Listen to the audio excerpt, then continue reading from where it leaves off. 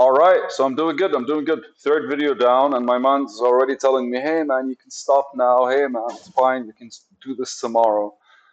For some fucking reason, man, with everything you do, your mind's always going to have an opinion. We've lived with our egos for so long that it feels like the last thing I would want to feel is that I am actually challenging myself. But so, is there a nice way to tell yourself to kind of like shut up? Is there? I don't think there is. But there's always, and the last thing you want to do is try to be smart with yourself, because what happens is you'll outsmart yourself and then you find yourself in the same hole. I don't know, man. I think that's how like my mental framework has established. Well, Alan Watts says it. He says, the easiest person to fool is yourself. And if your intentions are not aligned, you're not going to realize that you're practically taking yourself for a ride. Right? Almost every single time we make a decision, there is a factor of me in it, and more of a factor of me in it instead of just like everything else. But anyways, the movie right now is the scene from The Matrix about Neo and the Oracle for choice. The scene from The Matrix about Neo and the Oracle for choice. I don't know if you guys watched the Matrix. It's the second one. And that's the one where like what's his name? Uh, because at the first one he ends it by dismantling, by unblocking Mr. Smith from the actual Matrix, and so in two he became the virus, and so Neo goes to see the Oracle, and this is how the conversation goes. If you knew, they were talking about like him actually saving the world naturally. And she was I loved it. She was laughing, she was smiling, she was smoking a cigarette and all that good stuff. And she looks at him and he looks at her and he goes like, "You knew I would come and you knew my answer. So why should I give you an answer? Why should I tell it to you if you already know, right?" But her response is, "You didn't come here to find out the answer. You came here to find out why you chose that answer." And I watched this, I think a month ago. I felt like somebody put their hand on my shoulder, right? Like when somebody goes,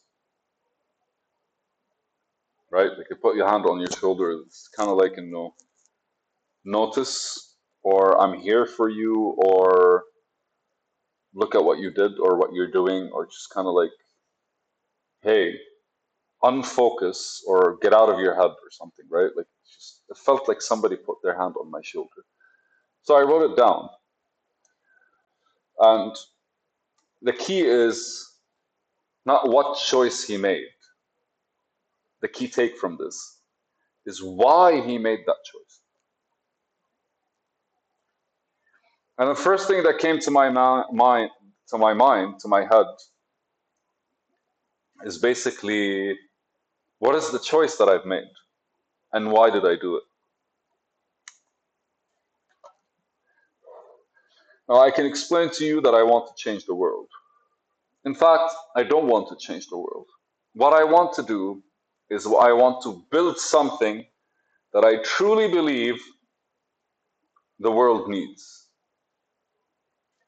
I want to build something that I truly believe is actually necessary at this current point in time for it to exist. But why do I believe that? And that's where the rabbit hole kind of like sprung on me. It's like, oof, it's dark.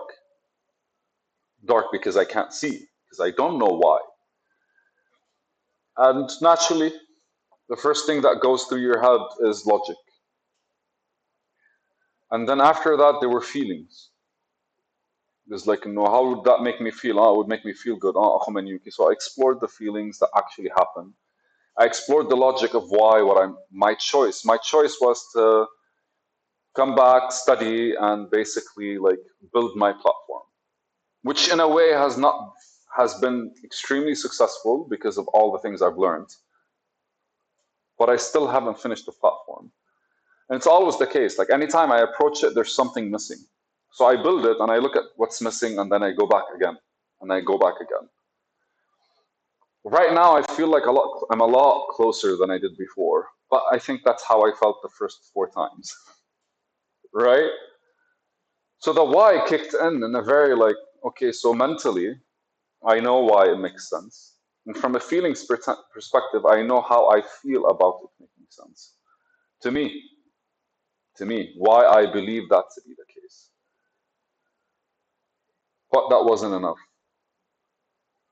And so ultimately, I started kind of like just, there was a vacuum, man, the best way I can explain it. There was no longer excitement. And there was no longer the energy that comes with like I want to do something, because normally that's the energy that fucks me up, because that's the energy that gets me excited. I sit and the small ounce of frustration or something that doesn't go well, what happens is that energy is inputted in it. So like it feels like I was like, my feelings would follow my mind, like my mind wants to do this, right? And I go, yeah, and I jump on it, and then my feelings will explode because we're doing this, fuck yeah, and all that good stuff. And then what happens is everything else that's not up to par with how my mind explores things kind of like explodes or just surfaces in a way that just makes me only look at towards what I'm doing this instead of remembering why I made that choice. And then the one thing that's left, because when you're left in emptiness, that means your mind is no longer speaking to you, your body is no longer detached. Nothing was left except for I, right? Only thing that was still there was just like, there is no mind, which means there was no ego. There is no self. And there is no body. There was no me, because I wasn't feeling anything. And on the other side, I wasn't kind of like thinking about anything. I was just there. And I want to say, like within that serenity,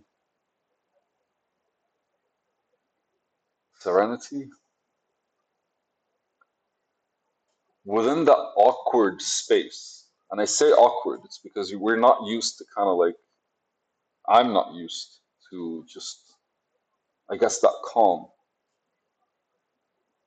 The only thing I could see was my vision. And absolutely, I don't know how to explain it. When all the logic behind it left, when all the feelings behind it left, I was the only thing that remained, and the vision was the only thing that remained. Some might look at this as a spiritual experience. I definitely believe it's an experience beyond whatever I'm used to or whatever I know. But really, there was just this. I want to call it like it's this morbid, and I say morbid because any choice I make towards it would not even come close to the choice of its existence in my life. And I don't think I was the one that actually like, well, I think I was the one, but I don't think like my thought processes created it. I think my body felt the need for it to be there. But I existed, and it also existed in that awkward like calm. And there was really no need for why anymore. Why I made that choice? there was no other choice to make. I just couldn't see myself living life in any way other than having that as having that existence in me. So anything else I would do, and again, like I say, I would do, like any action I take is just going to be me creating something in between me and it. And it felt like just why was that choice made allowed me to realize how small I am and compared to just the existence that I have. And I think that's just the power that it has been getting close, that has been growing towards that thing. And at that point in time, I really like any thoughts that I pursued would feel like it's something that stands in the way of my vision or in a different direction of it. Any feeling I have is something towards my standing in the way of my vision or in a different direction of it. I really genuinely saw a separation between like me, myself, and I. When all I had to do was consider why was that existent in my life? Why was it my choice to actually follow through? It's easier to make sense of that than to actually like attempt to figure out what you're trying to do towards life. It's a video, isn't it?